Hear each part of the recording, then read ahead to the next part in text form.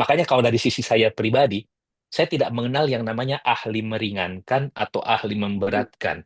Ada tiga sih kelompok orang-orang yang sering terkena kasus dalam bidang pengadaan barang atau jasa. Oke, tiga Tiga kelompok. kelompok. Oke.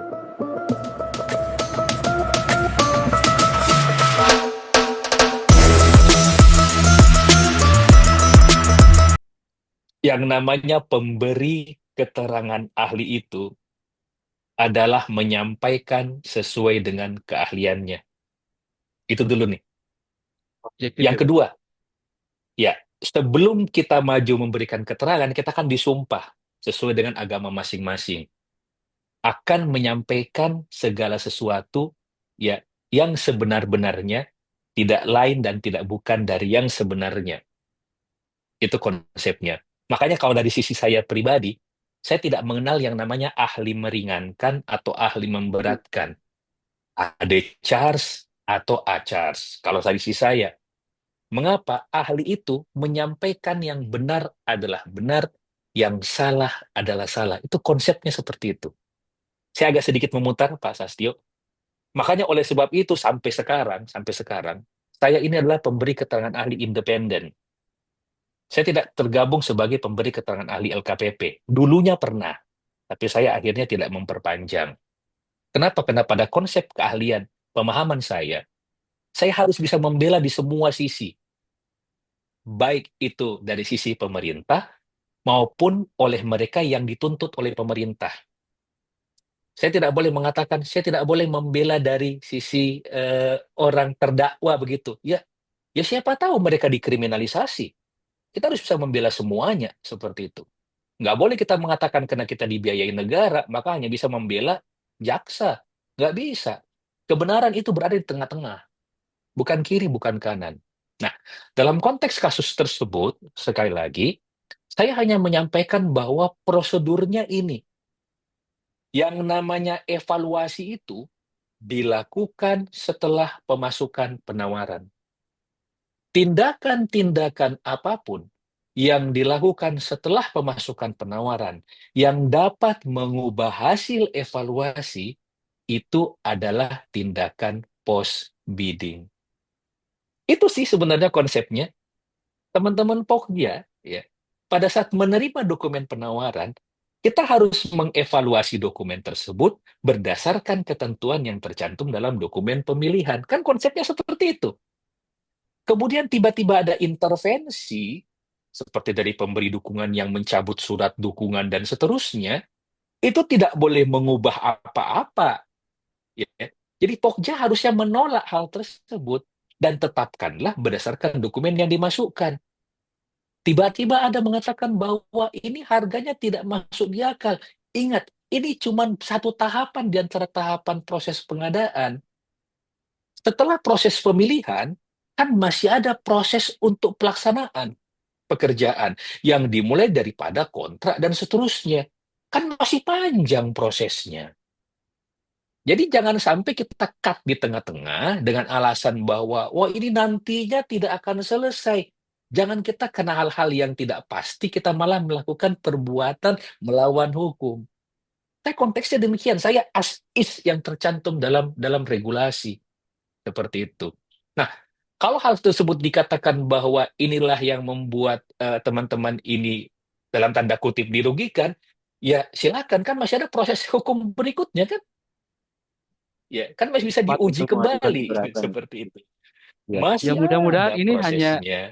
mungkin bisa jadi ya, ruang dengar saya yang keliru ya. Mudah-mudahan tidak Hmm. terjadi gitu. Mudah-mudahan pun kalaupun terjadi sudah bisa kita terima bersama gitu ya. Nah, kan kalau dari belajar di kasus terakhir tadi ya, ini Ya, kan berarti masalah yang dihadapi oleh pengadaan barang jasa kita sebenarnya ada kesenjangan dalam kompetensi SDM. Nah, kebetulan Pak Khalid sekarang juga berdedikasi untuk itu meningkatkan kompetensi SDM dengan profesinya sekarang. Nah, apakah modus-modus kayak gini atau permasalahan kayak gini dari pengamatan Bapak masih banyak terjadi di daerah? nggak banyak kok, Pak Sastio. Cuman banyak. Saya udah Sudah tadi ya ini Pak sempat melambung Pak. Wah, alhamdulillah gitu. Ternyata banyak Pak ya. Eh, eh, ini saya agak sedikit ini lagi ya. Mohon maaf kalau ini agak panjang, Gak apa-apa Pak. Pak Gak Satyo. Karena tadi bicara tentang masalah apakah ini banyak di lapangan. apa-apa. Saya sebagai pemberi keterangan ahli, ini memberikan keterangan ahli bukan cuma di kasus yang tadi itu kan kasus persaingan usaha ya, KPPU gitu ya. Saya juga memberikan keterangan ahli di kasus perdata maupun pidana. Seperti itu. Sepanjang pemahaman saya, pengalaman saya, terakhir kalau nggak salah baru nggak gitu banyak, cuma sekitar terakhir sampai kemarin saya di BAP, kalau dengan penyelidikan tuh 104 kali deh totalnya keseluruhan. Wow. 104 104 kali. kali Ini itu 1 tahun Pak atau gimana? enggak, beberapa tahun lah, beberapa tahun terakhir. Saya kan data di semua tuh, lengkap dengan dokumen-dokumennya, dokumentasi dan seterusnya. Sampai kemarin baru sebelum saya berangkat ke Balikpapan ini saya sempat ada BAP 2 kasus seperti itu. Itu kasus yang 103 dan 104. Nah, mohon izin, ada tiga sih kelompok orang-orang yang sering terkena kasus dalam bidang pengadaan barang atau jasa. Oke, tiga Tiga kelompok. kelompok, Iya. ya, tiga Apa aja tuh kelompok. Pak? Kelompok pertama, kelompok pertama ada kelompok orang-orang yang memang memiliki niat jahat dalam dirinya. Ada niat rakusnya, gaji mungkin sudah cukup, penghasilan dan seterusnya. Tapi begitu melihat ada APBN atau APBD, itu yang mereka pikirkan adalah bagaimana uang negara itu masuk ke kantong mereka dengan cara apapun. Ini kelompok pertama. Dan itu banyak di beberapa kasus. Apakah masih ada? Masih ada, Pak Sastio. Ya, jangan lupa yang kemarin yang lagi rame-ramenya, walaupun bukan pengadaan ya, yang gajinya miliaran tapi ngoplos sana ngoplos sini, yang sekarang lagi coba dibungkus kembali gitu kan? Ya, seperti itu. Itu kalau kita lihat gajinya itu luar biasa, luar biasa. Nah, kalau menurut saya mereka ini orang-orang yang pantas dan wajar untuk diberikan hukuman yang seberat-beratnya.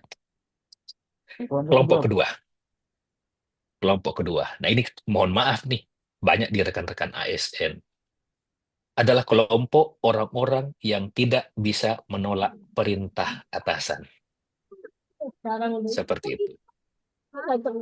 Nah, boleh jadi yang kemarin ini salah satunya seperti itu gitu loh. Ya, boleh jadi di beberapa tempat yang banyak seperti itu. Yang atur tendernya ya, ini usahakan ini yang menang. Pak, tidak boleh Pak, ini melanggar hukum. Atur Pak, gimana caranya? Pak, tidak bisa Pak. Atur atau kamu saya mutasi. Ancamannya bukan pecat. Pecat itu susah gitu loh. Tapi mutasi itu hanya sekedar membuat surat keputusan saja. Dan ini, nah ini yang saya agak sedikit lebih bedah lagi. Ini atasan ini bukan cuma sekedar atasan dalam hal pimpinan di kantor loh ya, Pak Sastio.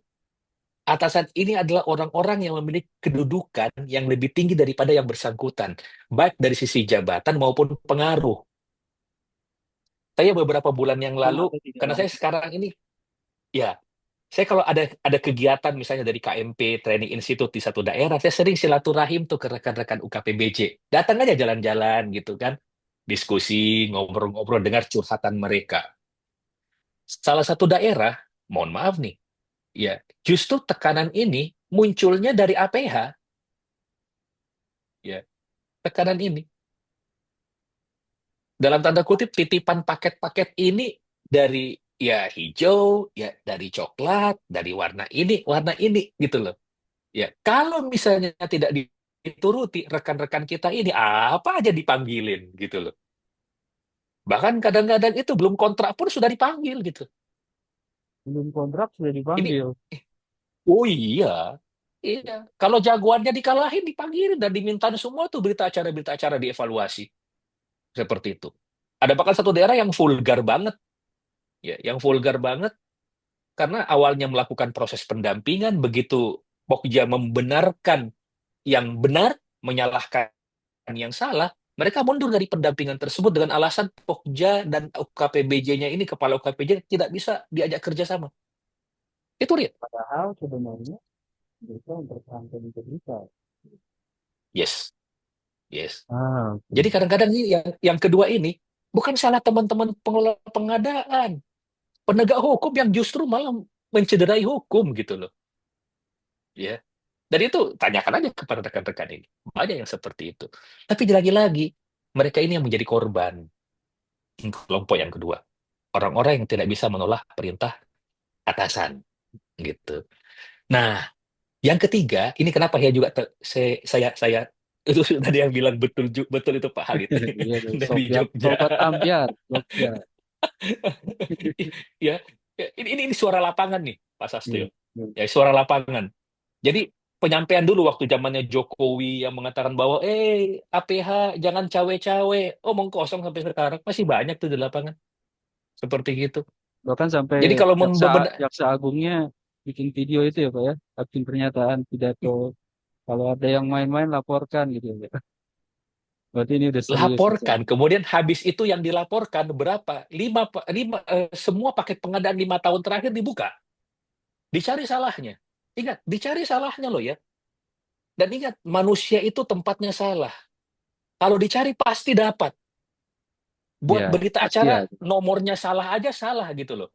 Cuman masalahnya, kesalahan, salah sedikit saja dianggap sama dengan kejahatan. Padahal yang harusnya kita bisa pastikan adalah yang mana yang salah, yang mana yang jahat. Yang harus dihukum adalah orang-orang Ya, yang jahat, bukan orang-orang yang salah. harus dicari Ya, mens tapi reanya. betul sekali. Nah, Hmm. itu panjang lagi itu. Dan itu di beberapa daerah yang saya datangin, curhatnya seperti itu. Ya, yang ketiga. Nah, ini kenapa saya juga termasuk turun ke dalam pengembangan SDM dan seterusnya. Kebanyakan juga orang terkena kasus dalam bidang pengadaan karena kelompok yang ketiga. Adalah karena tidak tahu bahwa itu salah. Bahkan lebih parah lagi, mereka tidak tahu bahwa dirinya tidak tahu. Mereka Oke, mereka berkaca dari satu kata, Pak Sastio. Apa itu? Biasanya begini, Pak. Dari ya. dulu-dulu juga seperti ini.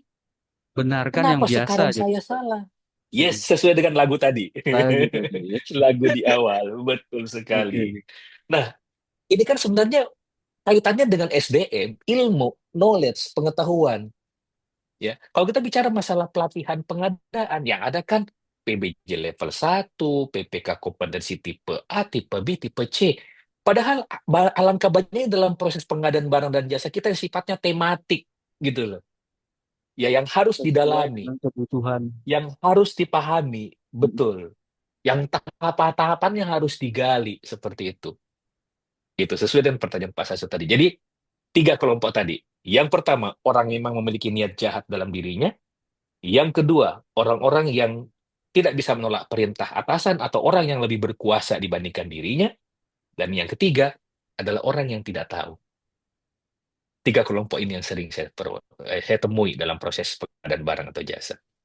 Ini Ini bilang yang bilang keren. keren juga, dia paling sering juga tuh. Ini, Watch katanya. oh dia juga pemberi keterangan ahli kok. Oh, Eh, iya. Berarti abis ini Apalagi bicara giliran Pak masalah Samsu. PPTK gitu loh. Siap. Harus tuh. Harus Pak Nah, Satyo undang Pak Samsul Ramli tuh. Ini ya, paling cocok dibahas SE5, SE8 tadi itu sekalian tuh. Siapa suruh muncul keren di sekarang.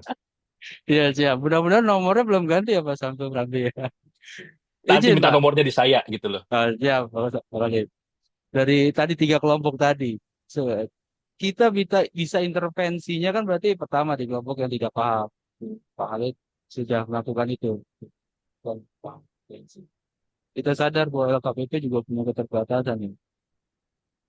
Mencapai target 100% semua kompetensi SDPPP bisa maksimal, kayaknya berat. Gitu. Puasnya Indonesia. Gitu. Ini juga terbatas. Nah, tapi kalau untuk yang pertama, oke lah kita nggak bisa. Itu harus dengan cara yang lain. Nah, kelompok yang kedua ini, Pak, ini kan perlu apa ya? Oke lah, kompetensi teknis dia punya, tapi kalau paham PBJ tapi diintimidasi, ini gimana Pak tipsnya Pak supaya punya apa ya integritas yang kuat untuk bisa memilah dan memilih mana perintah yang benar mana yang tidak gitu Pak.